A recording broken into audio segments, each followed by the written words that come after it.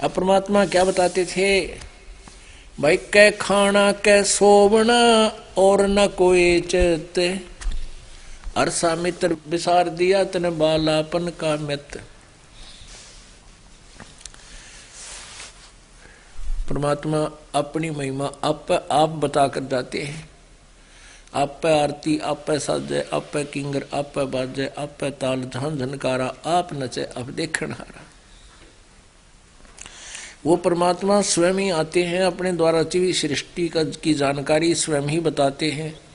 ब्रह्मा विष्णु महेश और काल की सतीथि से भी परिचित वही कराते हैं कि जिनको तुम परमात्मा मान बैठे हो ये मोक्षदायक नहीं है, ये तुम्हारे को इस काल के जाल में फंसाने का ही उत्तम साधन है, फंसाए रखने का।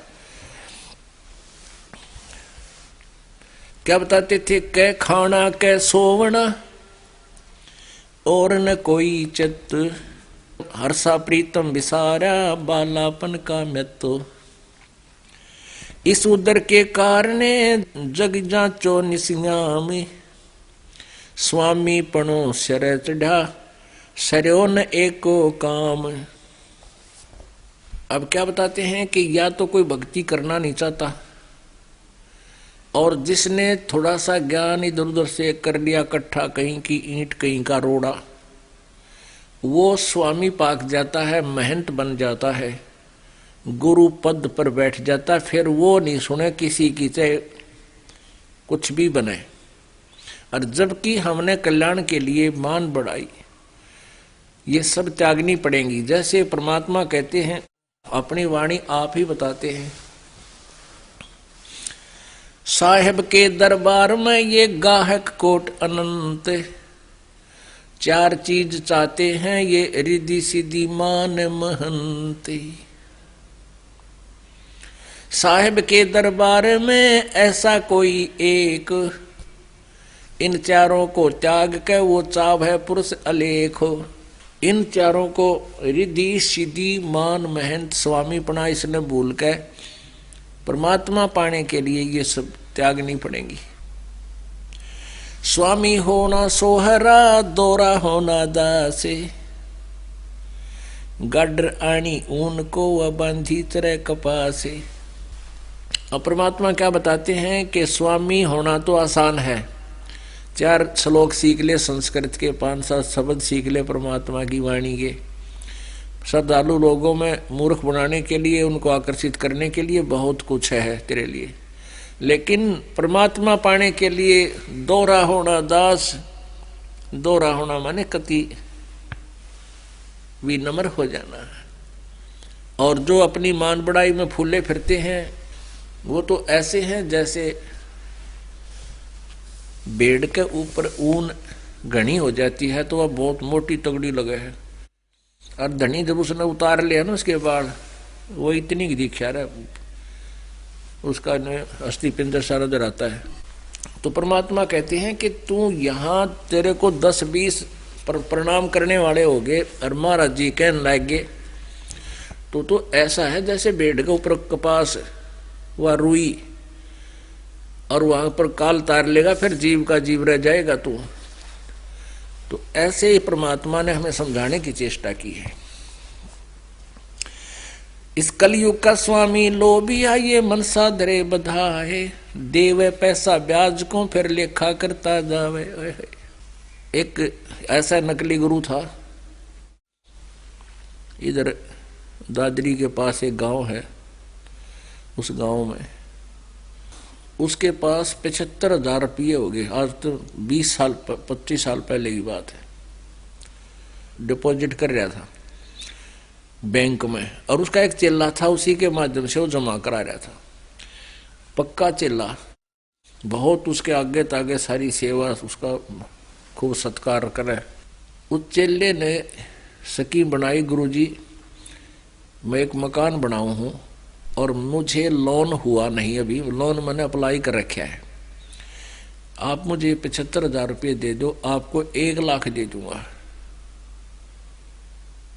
अब गुरु जी ने सोचा भाई ठीक से ले ले।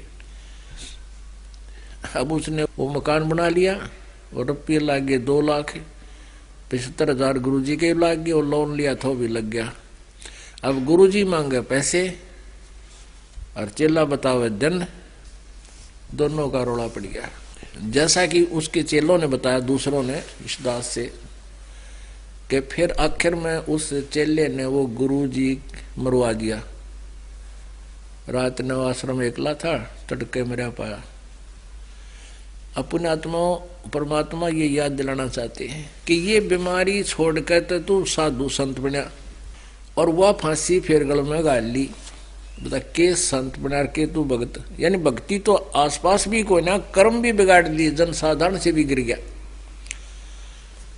कहते कलयुग का स्वामी लोभिया, गुरुजी लोभिया, मनसा रहे बंधाए, यानी अपनी इच्छाओं को बढ़ाए रहता है। देवे पैसा ब्याज को फिर लेखा करता जावे।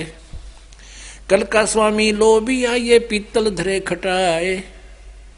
राज द्वारे यूं फिरे जो हरियाई गाए। कबीर राज द्वारे राम जन, तीन वस्तु को जावे। कै मीठा कै मान को, या माया की चाहे।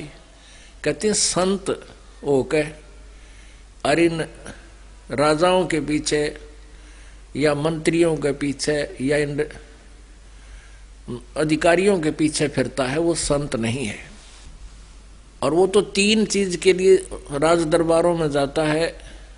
एक तो मान बढ़ाई, लोग न्यों कहेंगे भाई यो तो मंत्री के यहाँ जाता है, मंत्री का खास आदमी है। और फिर जाते वहां उन्हें प्रसाद मिठाई मिला, कोई बूरा, पहले बूरा बेया करते घी में अच्छी गच, और फिर चलते समय दक्षिणा देते हैं। आम आदमी तो 1 रुपया देवे, वो राजा देवस मेरे ख्याल 1000 रुपये दे दे। तो क्या बताते हैं कि कभी राजद्वारे रामजन, तीन वस्तु को जाए। कै मीठा कै मान को, सत्कार के लिए दुनिया फिर आदर करे, और या माया की चाहे।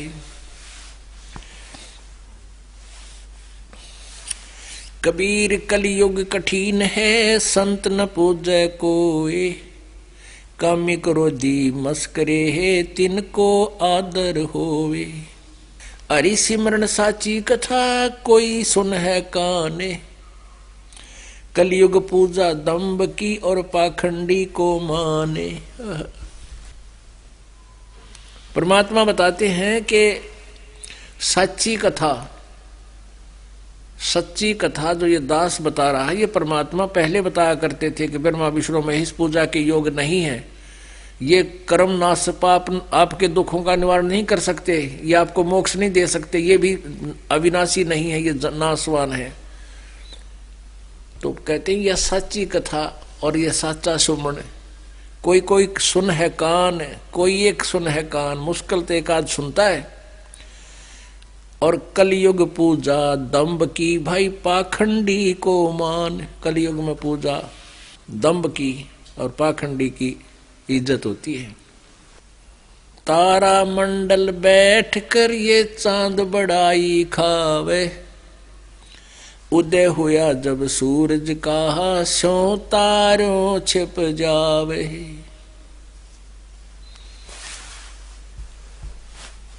परमात्मा परमेश्वर कबीर जी कहा करते थे कि जब मेरा ज्ञान प्रकाश में आएगा, उसमें वेदों और पुराणों के विपरीत ज्ञान ही ये ब्राह्मण लोग, गुरु ऋषि दिया करते थे। फिर भी वो ब्रह्म को सुप्रीम पावर बताते थे, ब्रह्मा विष्णु महेश को भी अजरो अमर बताते थे, 3 लोक के भगवान भी बताते थे, रजगुण सतगुण तमगुण भी बताते थे। परमेश्वर कबीर जी कहा करते थे कि जब मेरा ज्ञान, ये तत्व ज्ञान रूपी सूर्य उदय होगा, आप जी का ज्ञान और आपके भगवान ऐसे छिप जाएंगे जैसे तारा मंडल बैठकर चांद बड़ाई खावे। उदय हुआ जब सूरज का, स्यों तारों छुप जावे। चांदनी यानी फुल मून नाइट बोलते हैं, फुल मून नाइट, यानी पूर्णमासी चांदनी रात्रि और चांद बहुत सुंदर लगता है और चंद सितारे भी बहुत अच्छे लगते हैं और तारामंडल के अंदर चंद्रमा बहुत सुंदर लगता है, सबसे प्रकाशमान दिखता है। कहते हैं जब सूर्य उदय हो जाएगा तब देखे तो बिना दिखे कहाँ गया हो, उसका प्रकाश उसके सामने इतना फीका हो जाएगा। तो परमात्मा परमेश्वर कबीर जी कहा करते थे जब मेरा ज्ञान और मेरी महिमा प्रकाश में आएगी, सूर्य उदय होगा, ये उस समय जो तुम्हारा ज्ञान और ये भगवान ऐसे फीके हो जाएंगे। श्रीमद् भगवत गीता अध्याय नंबर 2 श्लोक नंबर 46 यानी 46 में गीता ज्ञान दाता स्वयं कहता है ये काल के जब तत्वदर्शी संत तुम्हें मिल जाएंगे वो तत्व ज्ञान बतावेगा। तत्व ज्ञान से फिर आपको सभी भगवानों की स्थिति का परिचय हो जाएगा। उस समय आप जी के मन की स्थिति ऐसी हो जाएगी जैसे बहुत बड़े जलाशय की प्राप्ति के उपरांत जैसी आस्था छोटे जलाशय में व्यक्तियों की रह जाती है। पुण्यात्माओं, जिसमें ये गीता जी का ज्ञान प्रदान किया जा रहा था उस समय जलाशयों से, तालाबों से, जोहड़ों से जीव निर्वाह चलता था मनुष्य का, सभी प्राणियों का। वर्षा हो जाती थी, दूर दूर से पानी आकर के एक तालाब का रूप धारण कर लेता था। उस तालाब के आसपास 20-30 झोपड़ियां डाल लेते थे। पहले ऐसे छोटे छोटे गांव नगर हुआ करते, 50 घर हो गए, 20 हो गए, और सारा जीवन उसी से नहाने के लिए जल लेते थे तालाब से, उसी से पीने के लिए, उसी से कुछ थोड़ी बहुत सब्जी बो लेते, उसी से सिंचाई करते थे। कहने का भाव ये है कि यदि 1 वर्ष वर्षा ना हो तो उस तालाब का जल सूख जाता था, और 2 वर्ष वर्षा ना हो तो अकाल पड़कर वो सभी नष्ट हो जाते थे, उसके आश्रित प्राणी, व्यक्ति भी, प्राणी भी। और उन व्यक्तियों को जो केवल एक तालाब, छोटे से जलाशय पर आश्रित है, उनको बहुत बड़ा सरोवर मिल जावे, इतनी बड़ी झील मिल जावे, उसका पता लग जावे कि जहां 10 वर्ष भी वर्षा ना हो तो भी उसका जल ना सूखे, तो उस समय उन प्राणियों की आस्था उस छोटे जलाशय में जैसी रह जाती है, पुण्यात्मा, उनको वो जलाशय का जल, छोटे जलाशय यानी तालाब का जल बुरा नहीं लगता, लेकिन वो सफिशिएंट नहीं है, वो पूर्ण उनका सब कार्य पूरे नहीं कर सकता, उनके लिए पर्याप्त नहीं है। वो तो काम चलाऊ सरकार है, वो तो काम चलाऊ था। वर्षा होगी तब जल इकट्ठा हो गया, ना होगी तो मर गए।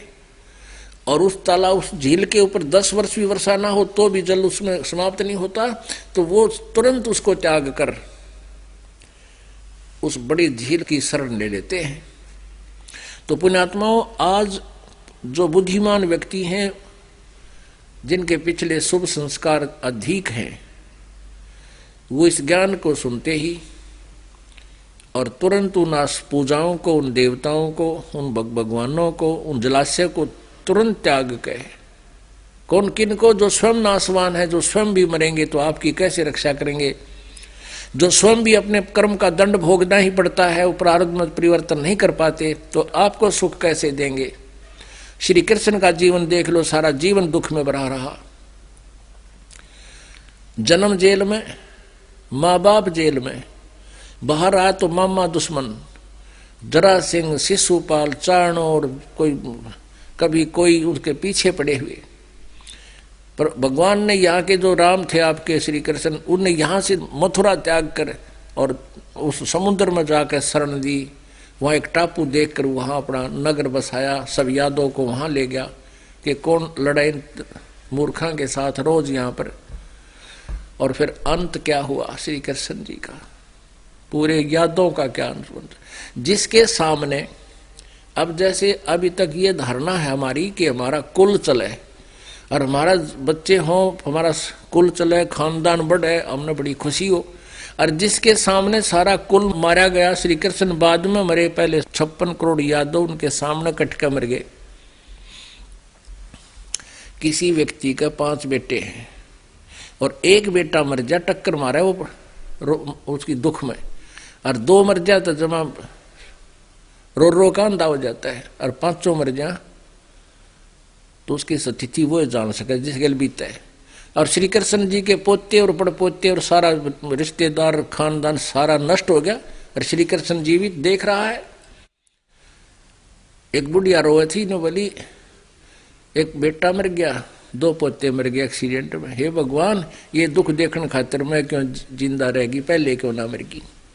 यानी जो बाद में बुजुर्ग जीवित है उसके सामने कुल मरण लग रहा है, वो सुखी नहीं हो सकता। तो पुण्यात्मा यहाँ क्या बताते हैं, तारा मंडल बैठ कर ये चांद बढ़ाई खावे,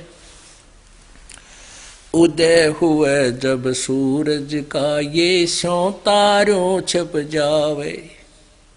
अब परमेश्वर के ज्ञान के सामने अब वेद ज्ञान, पहली बात तो जो वेदों का ठेका ले रहे थे उन्हें वेदों का ज्ञान नहीं था। वेद बताते हैं परमात्मा सशरीर है, मनुष्य सदृश है, और वो परमात्मा ऊपर सतलोक में अमर स्थान पर रहता है, दिव्य लोक में रहता है, और वहां से गति करके यहाँ आता है, अपना तो यथार्थ ज्ञान वही प्रचार करता है, और वो श्रेष्ठ आत्माओं जो अच्छी आत्माएं हैं उनको मिलता है, उनको ज्ञान प्रचार करता है, फिर वो हंस उस परमात्मा के ज्ञान का फर्दर प्रचार करते हैं, आगे वो प्रचार किया करते हैं। तो वो परमेश्वर कौन है, आज तक ये लीला किसने की, कबीर देव ने, काशी में आए उस जुलाहे ने, उस सर्वशक्तिमान ने जितनी बार भी वह प्रकट हुए हैं इसी तरह हुए जैसे वेद बताते हैं। तो इन वेदों के ज्ञाताओं को, वेदों का जो वेदों को कहते थे हम वेद जानते हैं, वेदों को सत्य मानते हैं, उनको वेदों का ज्ञान नहीं था। वेद बताते परमात्मा सशरीर है, वो निराकार बतावें, और वेद बताते हैं परमात्मा एक देशीय है, वो कहते हैं एक देशीय है नहीं, एक स्थान पर नहीं रहता। और वो बताते हैं कि वेदों में कहीं नहीं लिखा कि पाप नाश हो जाते हैं, प्रारब्ध के कर्म कट जाते हैं, पाप कर्म नष्ट हो जाते हैं, जबकि वेद बताते हैं परमेश्वर की साधना से घोर पाप का भी नाश हो जाता है। तो पुण्यात्माओं, इस यथार्थ ज्ञान को प्रभु ने 600 वर्ष पहले परमेश्वर ने स्वयं आकर बताया था। जब ही सत्य नाम हृदय धर्यो, भयो पाप को नाश, जैसे चिंगारी अग्नि की भाई पड़े पुराने घास। जैसे चिंगारी अग्नि की, और चाहे लाखों टन सूखा घास पड़ा उसमें एक माचिस की तिल्ली लगा दे या आग सलगा के उसमें डाल दे, हवा चले बक्कड़ पाटे, सब जलकर नष्ट हो जावे, और चला हुआ उस राख को भी इधर उधर फेंक देती है। तो पुण्यात्माओं, परमात्मा परमेश्वर कबीर जी कहते थे जब जो नाम हम देंगे, जो यथार्थ मंत्र है, सत्य मंत्र है, उसकी साधना से आपके पाप, संचित पाप, प्रारब्ध के कर्म ऐसे जल जाएंगे जैसे पुराने घास में एक माचिस की सीख डाल दी जाती है, सतनाम ऐसा आग लगा देगा।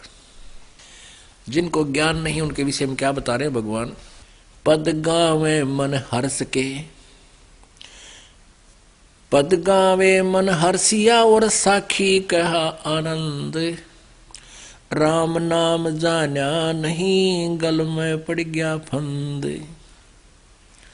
करता जिसे कीर्तन ऊंचा कर कर तोड़े, जाने बुझे कुछ नहीं यो ही अंधा ढूंढे। अब क्या बताते हैं कि ये कीर्तन करते हैं, जागरण करते हैं, ये बड़े सुरीली आवाज में ऊपर न मुँह कर बड़ी लय लगाओ है नो, कोती कान को नाम सारे सुर मिला के, अनु नाम का पता नहीं, बंडे बे मतलब जैसे कोई रोग के बारे में बता रहा तुझे, ये रोग है औषधि खा ले, ये रोग है औषधि खा ले। अब औषधि है नहीं। पुण्यात्मा, जो ये बताने वाले कि भगवान की भक्ति करनी चाहिए, परमात्मा की भक्ति से दुख दूर होते हैं, सभी सत्संग में संत बता देते हैं, लेकिन उनके पास वो जड़ी नहीं, वो मंत्र नहीं, तो कहते वो तो बेमतलब अपना वैसे ही वो समय वेस्ट कर रहा है। पद गाया मन हर्षिया साखी कहो आनंद, राम नाम जान्या नहीं यों ही अंधा रूंडे। नाचे गावे पद कहे और ना ही नाम से हेत, कहे कबीर क्यों नीप जाइयो बीज बेहू ना खेत। अब खूब बढ़िया गांव है ये, आपने देखा होगा, और संत खड़े होकर नो डांस करने लग जाएंगे, क्यों न तो रे जानते मतलब सांगी हैं, तो संत थोड़े हैं, उन्हें तो दो तरीके से ये भोली आत्मा पीछे लगे रहे वही अपना ले। अब परमात्मा बताते हैं नाचे गाँव में पद कहें और नाम न चिन्ह हेत, परमात्मा के नहीं नाम से हेत, वो सच्चा नाम की लगन नहीं, उसकी प्राप्ति नहीं उनको। कहे कबीर क्यों नीप जय वो बीज बेहू ना खेत, खेत समार दिया। जैसे आप जी सत्संग में जाते हो और संत जिनको आप गुरु मानकर जाते हो, परमात्मा की वाणी और सुनाए सुनाए लोकवेद से इतना तो बता ही देते हैं, मनुष्य जीवन भगवान ने इसीलिए दिया है, भक्ति करनी चाहिए, मनुष्य जीवन बार बार प्राप्त नहीं होता, ये बातें तो आपको प्रेरित वो कर देते हैं, लेकिन नाम उनके पास है नहीं। कहते हैं बीज बिना को नीप जाए, कहे कबीर कैसे नीप जाए वो बीज भी हो ना खेत, जिस खेत में बीज नहीं बो रखा है उसमें उपजेगा, उसमें होगा क्या। ऐसे ही यदि बीज बो भी रखा है, नाम दे भी रखा है, वो मोक्षदायक नहीं है, पाप नाशक नहीं है, तो व्यर्थ है। और पुण्यात्माओं जिन्होंने मान लीजिए कोई नाम देता है, क्योंकि ये जो मंत्र यथार्थ मंत्र इस दास के अतिरिक्त परमात्मा कबीर जी ने कलयुग में किसी को दान करने का आदेश नहीं दे रखा। जिन महापुरुषों को ये नाम दिया उन्हीं तक सीमित रखने का उनसे प्रतिज्ञा करा ली थी। धर्मदास तो ये लाख दुहाई, ये सार नाम कितबार न जाई, सार शब्द बार जो पढ़ी, बिचली पीढ़ी हंस न तिरही। कबीर पंथियों को भी सार शब्द का पता नहीं है। इस दास पर मेहर करी भगवान कबीर परमेश्वर। तो इस दास से नाम प्राप्त प्राणी, एक दो नीच आत्मा के बारे में पता चला कि वो नाम देने लग गए हैं, तो वो तो चोर हैं भगवान के। इसे दुष्ट तो पहले बतेरे थे, इन्हीं से छुपाने के लिए मालिक ने ये अभी तक छुपा के रखे थे ये मंत्र कि किसी को बताना नहीं। लेकिन अब उनकी दाल गला नहीं, क्योंकि जनता शिक्षित होगी और ये दास रह रहकर ज्ञान सीडीज के माध्यम से, सत्संग के माध्यम से, और फिर आप जी और दूसरों को बताते हो, तो उनसे फिर उनकी जाल में को फंस भी गया ज्ञानता से, फिर भाग गया होगा छोड़कर उन दुष्टों को। तो वो अधिकारी नहीं है, नाम देने के अधिकारी नहीं है। जैसे कोई नकली अपॉइंटमेंट लेटर देता है, लाइन पंक्तियां वही लिख देता है जो एक अधिकारी लिखता है। आप you are appointed for the post of such and such, your salary will be such, this will be term and condition, और नीचे वो साइन कर देता है। जो अधिकारी है तो वो कामयाब है, उसको लाभ मिलता है, और उसको अनधिकारी को झूठा साइन कर देता है उन्हीं पंक्तियां को लिख करके, तो वो धोखा दे रहा है। डुप्लीकेट कोई पासपोर्ट बनाता है तो वो नहीं चलेगा, जब चाहोगे सही स्थान पर पकड़ा जाएगा, दोनों को सजा होगी। ऐसे ही ये झूठे मंत्र देने वाले झूठे गुरु हैं। तो पहले जिस भी संत को परमात्मा ने ये मंत्र दिया, आगे देने के लिए नहीं कहा कि इनको गुप्त रखना भी। तो इस प्रकार परमात्मा हमें हर तरह से ज्ञान देकर गए। कहते हैं कई भक्त जो यहाँ से विमुख हो गए इस दास से, वैसे चले गए, वो नाम नूम तो नहीं देते, उनको इतना तो पता लग गया भी बोझ अपने सिर पर धरना नहीं चाहिए, वो नाम छोड़ गए। अपनी नालायकी के कारण, अपनी कोई कमजोरियों के कारण, बुराई ना छूटने के कारण। तो एक आधा चला गया, तो वो क्या कहते हैं बाप बैठ के घर पे कि हम तो वही तो मंत्र जाप कर रहे हैं, और वहां नहीं जाओ हम गुरु जी के पास, हम वही मंत्र करें, रोज आरती करते हैं, नित्यनेम भी करते हैं। परमात्मा कहते हैं सतगुर शरणा छोड़ गए, सतगुर संगत छोड़ गए, और लाख वर्ष जप कीन, इंद्री कर्म ना मोक्ष होए फिर काल का अधीन। अपने आत्मा 100 बार ज्ञान देते हैं और ऐसे ऐसे कर्महीन इंसान 10-10 साल या ना ज्ञान सुनकर सेवा करके और कर्म बिगाड़ के चले गए। तो इतने दिन ज्ञान सुनकर तो आदमी नाक रगड़ दिया करके और कहते हैं परमात्मा बार बार समझाते हमें कि सतगुरु संगत छोड़कर जो लाख वर्ष जप कीन इंद्री कर्म ना मोक्ष है फिर काल का अधीन। परमात्मा के मार्ग ने छोड़ के गुरु जी को छोड़कर सतगुरु संगत छोड़ के अपनी मर्जी से लाख वर्ष जप करते रहियो काल के अधीन रहेंगे। अब जैसे गुरु मानुष कर जानते ते नर कहिए अंधे होए दुखी संसार में फिर आगे यम के फंदे। अब उन व्यक्तियों की जो यहां से विमुख हो गए अपनी चतुरता के कारण मूर्खता के कारण, वैसे तो मूर्खता के कारण लेकिन अपने आप को अधिक चतुर मानकर, तो उनके संग आगे की बनेगी। मान लीजिए उन्होंने 5 वर्ष 4 वर्ष 6 वर्ष अच्छी भक्ति की दान भी किया तो वो गुड अकाउंट में डिपॉजिट हो गए उनके ऊपर सारा क्रियाएं। जब तक उनके पुण्य चलेंगे तब तक उनके घर पर कोई आपत्ति नहीं आवे क्योंकि पुण्य से सुख होता है। और जब वो पुण्य समाप्त होंगे फिर इतनी बिजली गिरेंगी उनका समझ में नहीं आवेगी। एक व्यक्ति कह रहा था जी, अब दोबारा नाम लिया उसने आके, जो बोला जी 4 साल धक्के खा के ब्रेनमैटी करवा के उसका अपने भी कैंसर शुरू होगी और उल्टा यहीं आकर नाक रगड़ा उसने।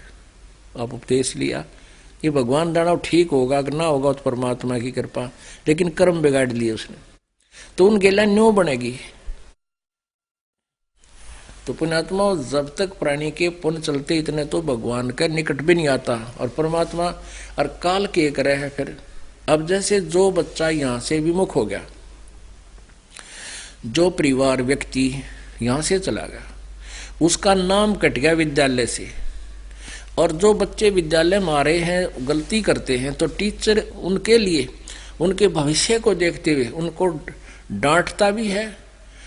होमवर्क क्लास वर्क में गलती करते हैं नहीं करके लाते हैं तो धमकाता है, उनको खड़ा करता है और उनको खूब टाइट रखे, उनके भविष्य को नजर में रखते हुए। और वो फिर और सुधर के आवे, गुरुजी धमका रहे हैं पीट रहे हैं और वो फिर अच्छी तरह सुधार करके आते हैं तो वो बच्चे सफल होते हैं। और जो अध्यापक धमका दे फिर स्कूल में जा को नहीं तो फिर क्या बना करते हैं, उनकी ब्रेनमैटी हुआ करती है। अब हम परमात्मा के दरबार में, हम स्कूल में हैं, आप जी परमात्मा के इस मोक्ष वाले जन्म मरण के रोग कटने वाले मोक्ष प्राप्ति वाले विद्यालय में आ गए और ये दास या टीचर है। आप वो मर्यादा भंग करोगे जिससे आपके स्टडी में परमात्मा के इस अध्ययन में मोक्ष में मार्ग में भक्ति भंग करेगा, बाधा करेगा, तो ये दास उनको धमकावेगा और बार बार करड़ा भी करेगा कि तुम गलती करते हो, आगे नहीं करोगे, खबरदार आगे किया तो करो तो यहाँ मत आना। क्योंकि यहाँ वही व्यक्ति आएगा वही जिसने परमात्मा को पहचान लिया और सुधार करके आएगा। और जो सुधार करके नहीं आता है तो ना भाई क्या करें, दुख तो बहुत होता है कि ये गया काल के मुंह में। हमें तो पता है, उसको तो नालायक को पता नहीं, पता होता तो जाए नहीं। तो अब क्या कहते हैं कि हमने कोई कष्ट को नहीं, हमें कोई दुख नहीं है जो यहां से विमुख होकर चले गए। और हम वही मंत्र करते हैं, उसी तरह आरती करते हैं, जोत लगाते हैं, हमें कोई कष्ट ही नहीं है। अब अपने आत्माओं जब तक आप यहाँ आते रहे वो व्यक्ति तो हमें 100 बार बताते थे आज पोते का न्यू हो गया, आज पोती का यह गड़बड़ होगी, आज लड़के का नुकसान हो गया। और ई बिनो के हमारा कोई नुकसान ना होता, हम वहां से छोड़ के आएंगे। उसका क्या कारण है, जैसे बच्चे स्कूल में आते हैं अध्यापक टाइट रखता है और जो स्कूल में नहीं आते छोड़ के विद्यालय में, वो चाहे गजा बारी लो, टीचर ने क्या लेना देना, अंडे का धक्के खानता, आगे पता लग जाएगा उसको। तो वो टीचर फिर उन्हें उड़ धमकाना जा, तू गधे पे क्यों बैठा है, वो तो मजे ले रहा है, वह ठाठ हो रहे हैं मेरे। तो वो लोग गधा पे बैठ गए जो नो कहें हमारा कोई दुख नहीं है, तो परमात्मा उन्हीं को सेट रखता है, थोड़ा बहुत कष्ट भी रखता है ताकि ये भगवान के चरणों में पड़े रहे। तो इस प्रकार हमने अपने इस मार्ग को सुचारू रखना है। अब क्या बताते परमात्मा, जाके हृदय हरि नहीं और शिष्य शाखा की भूखे, सो नर उभा सुख सी जो बनदा जारूखे। कहते हैं जिसके हृदय में भगवान की प्राप्ति की का उद्देश्य नहीं और शिष्य शाखा की भूख, चेले बनाने की भूख है, वो अंत में उसकी वह दुरुति होगी जैसे बन में आग लाग जाए, जड़े पाछे रूख टूंड खड़े रहा करें, ऐसी स्थिति हो जाएगी उन लोगों की लास्ट में। शिष्य शाखा संसार गति, सेवक प्रत्यक्ष काले, बैरागी छावे मड़ी ताको मूल न डाले। अब क्या बताते हैं परमात्मा, शिष्य शाखा संसार गति और सेवक प्रत्यक्ष काल है। अभी आपको बताया कि एक चेले ने अपना गुरु मार दिया 75,000 रुपया पे उसके। तो कहते हैं ऐसे जो व्यक्ति बकवाद करते हैं, परमात्मा से विमुख है, नाम उनके पास है नहीं, ढोंग संत का कर लिया कितना बैठ के जाकर डेरे में, तो वो सेवक तो उसके काल है, प्रत्यक्ष काल। और वो जो गुरु बन गया जिसके पास सिद्धार्थ ज्ञान भक्ति और नाम नहीं है, वो संसार गति में ही है। पुणात्मा, आप जी का सौभाग्य है कि आपको इस ज्ञान सुन रहा है, आप कोई किसी भी माध्यम से सुन रहा है, कोई पुस्तक भी पढ़ रहा है, कोई सीडी भी देख रहा है, या प्रत्यक्ष आकर यहाँ ज्ञान सुन रहा है। और अरबों खरबों मनुष्य सारा दिन डले ढोरे एक पेट के लिए धक्के खाते फिरते हैं, 100 झूठ बोलते हैं, निरे कोड इकट्ठा कर रहे हैं, अपने पाप कर्मों को फोड़ रहे हैं, जन्म को फोड़ रहे हैं, पाप कर्म ढो रहे हैं। और आप जी को ये ज्ञान हो गया, आपके अंदर कितनी उमंग दी भगवान ने, आप काम भी छोड़ कर आते हो। पुण्यात्माओं, कोई भी कार्य है करने से होता है। जैसे हम बच्चों को पढ़ाते हैं, 12, 13, 14 वर्ष जितना भी वो शिक्षा ग्रहण करना चाहता है, उसको हम कति फ्री छोड़ देते हैं और अन्य परिवार से अधिक उसके खाने की, ड्रेस की अधिक ख्यास रखते हैं, ध्यान देते हैं।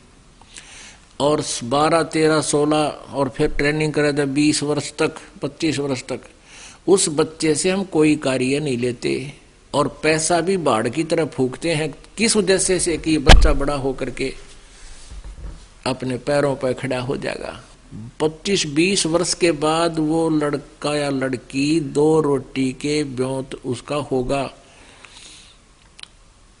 अब हम क्या करते हैं, ज्यादा अच्छी शिक्षा इंजीनियर, डॉक्टर या कोई IAS IPS बना देते हैं। किस उद्देश्य से कि ये घने धन इकट्ठा करेंगे, बड़ी कोठी बनाएंगे, टी टी करते कार मचा लेंगे। ये उसका दुश्मन होगा आखिर में, क्योंकि उसमें मान बढ़ाई आ जाएगी, माया की हवस बढ़ती चली जाएगी और होगा वही जो उसके भाग्य में है, पहले पूर्व निर्धारित है, वही बच्चे इन पोस्ट को प्राप्त होते हैं। ना तो सभी इसी उद्देश्य से पढ़ते और पढ़ाते हैं। तो हम परमात्मा के विधान को भूल गए, अपनी जीव संज्ञा सोच से हम नरे निकम्मे हो गए, हम अपने हिसाब से पापी हो गए, माया पुजारी हो गए, आपस में द्वेष हो गया, चतुर हो गए। तो इस सारे दोष को समाप्त करने के लिए हमने परमेश्वर कबीर जी के इस अध्यात्म ज्ञान की अति आवश्यकता है। इस अध्यात्म ज्ञान के सुनने के बाद फिर परमात्मा की तरफ रुचि भी बढ़ेगी और शांति भी होगी। तो इसके लिए अब ज्यादा से ज्यादा समय भगवान के लिए निकालो। जो इस ज्ञान को समझ चुके हैं वो तो अपना सिर पर पैर रख लिया उन्होंने, तो दास देख रहा है, सत्संग में भी आते हैं, सेवा भी करते हैं, बाकी समय में भी आते हैं। और फिर यदि वो नियम में रह रहे हैं तो देखना उनकी क्या मौज करेगा परमात्मा, यहां भी सुख देगा। और यहां से जब जाएंगे विमान में बैठ कर जाएंगे, आए हैं सो जाएंगे ये राजा रंग फकीर, एक तो सिंहासन चढ़ कर जा, एक बंधे जात जंजीर। मरना सभी ने है, यहां से शरीर सब छोड़कर जाएंगे, लेकिन जाने जाने में बहुत अंतर होगा। एक तो परमात्मा आकर लेकर जाएगा इस दास के रूप में, कहो बैठो बैठो ये जहाज जा रहा है, और तुरंत आप जी उसमें चढ़ जाओगे, आपको पता भी नहीं लगेगा हमारी मृत्यु हुई है या हम कहीं सत्संग सुनने जा रहे हैं गुरु जी के साथ। और जो भक्ति नहीं करते उनके अंत समय में ऐसी ब्रैन माटी होगी, टट्टी पेशाब निकल जाएगा। आप देख लेना कभी ऐसा कोई व्यक्ति की मृत्यु होता, चाहे कोई किसी भी बड़ी पोस्ट पर हो, उसका देखना कितना बड़ा धनी हो, जिसके पास ये सत भक्ति नहीं है उसकी मृत्यु देखना। इसको नहाते किस लिए है? इसलिए स्नान कराते हैं, उसका बुरा हाल होया पावर टट्टी माए निकटी कपड़िया के वहाँ है लाड़ पड़ जाए, तो फिर उसको नुहावा, अब फिर नुहावा जब वो कति फूकण की तैयारी हो ली। कहने का भाव यह है कि जो वो तो क्यों डरते हैं, क्योंकि यम के दूत इतनी भयंकर आकृति दिखाते हैं उसको शरीर छुड़वाने के लिए, ना फिर सीधे बाले ठोकर अंदर से, वो भयभीत होकर के उस टट्टी पेशाब निकल जाता है। जब वो डरता हुआ उस शरीर को छोड़कर भागने की चेष्टा करता है, फिर उसकी बाजू पकड़ लेते हैं सूक्ष्म शरीर में वो यम के दूत। और जो परमात्मा की भक्ति करते हैं उनको परमात्मा विमान में बिठाकर लेकर जाएगा। कहते सतगुरु शरणा आकर फिर धर्मराज डर कैसा, यम के दूत भी निकट नहीं आ सकते। एक भक्त बता रहा था जी मैं सपने में मर गया, यम के दूत आए मुझे लेकर चले। मैं बोला रखी चले भाई, चल सत्संग में चलांगे। मैं उनके साथ हो लिया। आगे जाके वो कहने लगे कहाँ ले जा रहे हो? मुझे सत्संग तो नहीं है, ये सामने लिख रखा है यमराज यमदूत। मैं बोला तुझे धर्मराज के पास पेश करेंगे, फिर तेरा बकल तारेंगे। बोला मेरा और उनकी लड़ाई होगी कि तुम्हारा और हमारा के मेल भाई, हम तो कबीर जी के चेले हैं, शिष्य हैं, कबीर जी के उपासक है, हमारा कबीर इष्ट है, हमारे गुरु जी ये हैं, और हमारा थारा कोई मेल नहीं, धर्मराज काम नहीं जाया करते, भाग यहाँ से। उनकी लड़ाई होगी शुरू। एक तो लड़ेगा, एक बाज के उस धर्मराज के पास गया, कहने लगा जी एक न्यू का है, हम तो कबीर जी के पुजारी हैं और उनके शिष्य हैं ऐसे ऐसे, और हमारा तुम्हारा कोई मेल नहीं, तो गुट्टम गुट्टा हो रहा है हमारे साथ। धर्मराज ने बोला रहा छोड़ दो भाई, क्यों मन नहीं मरवाओ हो तुम, जान दो उसको, कित ले आए तुमने कम्यो। कहते जब वो छोड़ दिया उन्होंने, वो दूसरा भी भाज गया। तो मैं वापस आया जब शरीर में, मेरा पसीने आ रहे नो, सूख रहा मुख, अलग सूख रहा मेरा, और सारा कापू पसीने छूट रहे, एकदम उठा। कहते कम से कम 2-3 गिलास तक पानी पिए, जब शरीर शांत हुआ, फिर मेरा जचीरे में तो मर गया था सचमुच। और वो ज्ञान काम आ गया कि भाई हम परमात्मा के बच्चे हैं, हमारा तेरा कोई मेल नहीं। परमात्मा कहते सतगुरु शरण में आकर धर्मराज डर कैसा, इन काल के दूता जिक्र किए। बोलो सतगुरु जी।